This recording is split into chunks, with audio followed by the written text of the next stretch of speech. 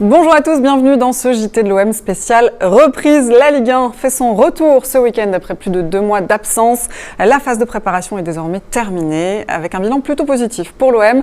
Place maintenant à la compétition. Le mercato, lui, dure jusqu'au 2 septembre, mais tout pousse à croire que le recrutement olympien en restera là, hormis peut-être en défense, en cas de vente préalable, évidemment. On va parler de tout cela et du premier match face au Stade de Reims à la maison, à l'Orange Vélodrome, samedi à 17h30. Pour m'accompagner autour de cette table, Mathieu Ossine, plus connu sous le nom de Kid Francescoli. Mathieu, bonjour. Bonjour. Merci beaucoup d'être avec nous aujourd'hui. En face de vous, notre grand reporter au service des sports de la Provence, Mario Albano. Mario, bonjour. Bonjour Laurie. Vous allez notamment nous parler de la tournée américaine que vous avez suivie de l'OM, donc. Correct. Très bien, j'adore. Et pour finir, Jacques Bayle, désormais agent. Bonjour Jacques. Bonjour Laurie. Vous nous donnerez votre avis d'expert à quelques heures du coup d'envoi de cette saison donc de l'Olympique de Marseille. Messieurs, on va commencer, actualité oblige, par la partie qui intéresse le plus les supporters, le mercato.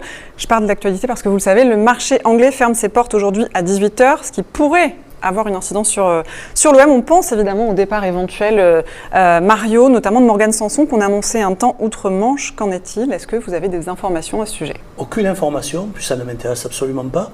Mais bon, puisque ça semble intéresser beaucoup de gens, il est évident que la puissance financière de la Première Ligue est capable de déstabiliser tous les autres championnats européens. Parce que même un club de deuxième division anglaise, voire de bas de tableau anglais, est capable de prendre un joueur du haut de tableau français, sauf au PSG.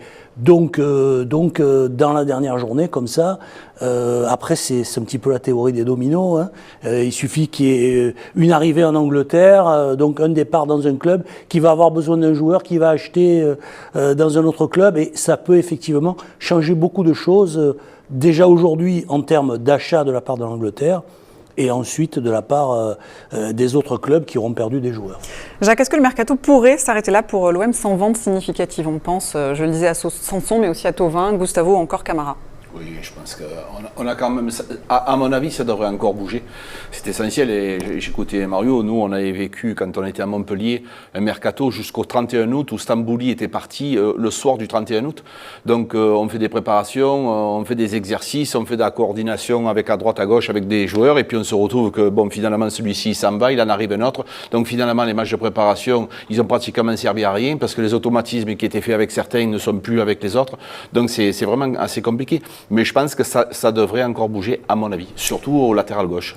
C'est ce que j'allais dire, Mathieu. On a pu constater, notamment lors du dernier match de préparation face à Naples, qu'effectivement l'OM aurait besoin de renforcer son côté gauche de la défense. Ouais, je pense qu'on est tous d'accord pour dire ça depuis même 2 saisons. Hein. Ça fait 2 saisons qu'on dit ça.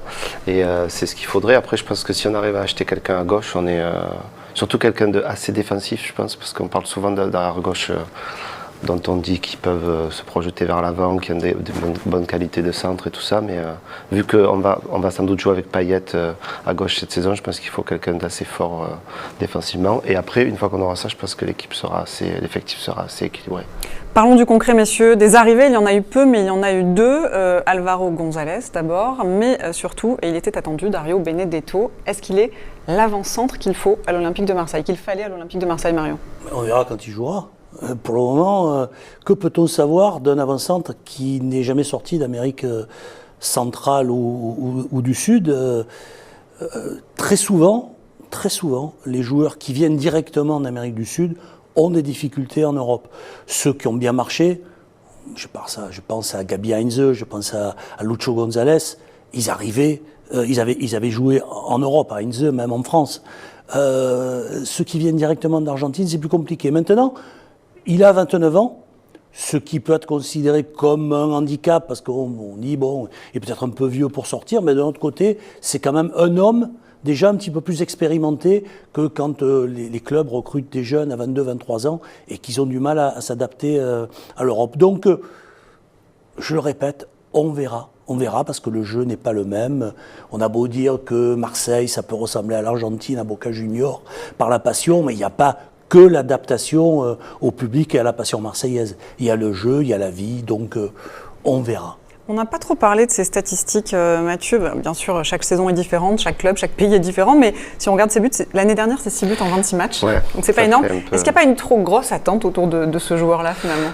Ouais, c'est sûr qu'on n'a pas acheté non plus un super crack, parce que sinon, déjà, on aurait été en course avec d'autres clubs pour l'acheter. Et personne ne le connaissait, enfin moi je ne le connaissais pas avant qu'on l'achète. On a tous vu, on l'a tous découvert à travers les vidéos. Bon, forcément, il y a des frappes de 30 mètres sous la barre qui font rêver, mais c'est vrai qu'il y a une grosse interrogation. Mais l'important, c'est quand même déjà qu'on ait un joueur à ce poste. Parce que je ne sais pas si, comme vous le disiez, c'est l'attaquant qu'il faut à l'OM, mais c'est déjà un attaquant. Je pense que c'est quand même ça le plus important aujourd'hui. Jacques, un mot sur son profil. Est-ce que c'est un vrai neuf, comme pouvait l'être Mario Balotelli, capable de peser sur les défenses adverses? Est-ce que tu peux nous en dire un petit peu plus sur son profil, peut-être? Écoute, le profil déjà, quand tu vois ces Argentins avec le tatouage, déjà, tu te dis dans l'idée, ouais, ça va être un guerrier. C'est pas très sympa pour Valère Germain, ça. Voilà, non, mais c'est des images qu'on leur a collées. Après, un joueur de football, c'est pas forcément des tatouages. Donc les gens ils sont taxés là-dessus. Il faut se rendre compte de ce qu'on a acheté. Après, un attaquant, c'est très cher. Donc nous, 15-16 millions, on a pris ce qu'on a pu prendre. Je vais pas le critiquer, je l'ai vu très peu jouer. Donc évidemment, les vidéos qui tournent en boucle sur les buts qu'il a marqués de 30 mètres, oui, mais ça c'est 1 voire 2 buts. Donc on va pas s'affoler, hein, on va attendre patiemment, posément, surtout que nous on va évoluer avec un 4-3-3, ce qui veut dire que tu as un 9 tout seul devant la défense et ça risque d'être compliqué, mais on va attendre parce que j'ai envie enfin d'être optimiste. Très bien, on va clore, Mario, cette partie avec toi et avec les jeunes. On a entendu André Villas-Boas, l'entraîneur olympien, dire vouloir compter sur eux cette saison. Le salut viendra-t-il de cette jeunesse? Il ne faut pas exagérer.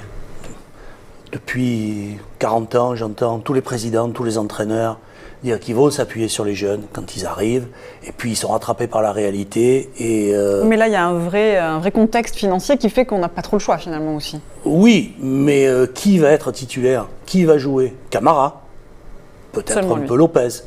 Alors, Chabrol a fait des matchs intéressants, Roquia a fait quelques entrées intéressantes, Liadji aussi. Oui. Mais en amical, là où la perte d'un ballon à 30 mètres de son but ne coûte pas grand-chose.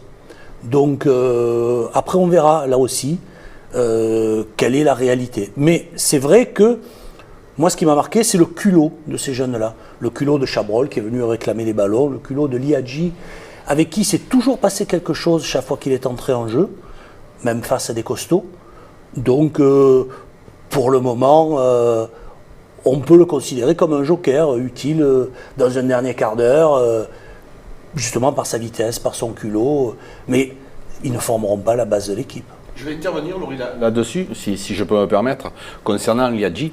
Nous, avec Roland, on était à Rennes et on avait le même problème avec Ousmane Dembélé, qui avait à l'époque 17 ans et demi. Je vais à l'entraînement voir le petit jouer. Je dis à Roland, j'ai dit, il y a un petit, et je lui dis, dans 3 ans, il est à Barcelone. Et ça, bon, j'ai eu la chance que ça se passe ici. On peut dire le Real. Voilà, c'est un coup au hasard.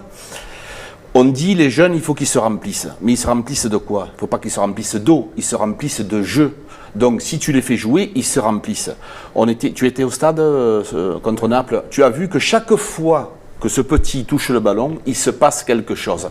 Ce petit, il a fait lever le stade. Alors pourquoi le faire jouer un quart d'heure, 20 minutes? Non, moi je pense que c'est un petit. Après, tu joues à 13, tu joues à 14. On n'est pas obligé, ce que faisait Rudy Garcia, de faire rentrer un joueur à la 85e ou à la 90e, Laurie. On peut effectivement le faire rentrer à la 50e et faire une fin de match. Ou par rapport à l'adversaire, avec ses capacités. Moi, j'ai vu ce petit, comme Chabrol, je me suis régalé. Et donc, personnellement, moi, je leur donnerai la chance. Voilà. Pourquoi donner la chance à d'autres joueurs qui viennent de je ne sais où et on a du talent? Moi, je leur donnerai.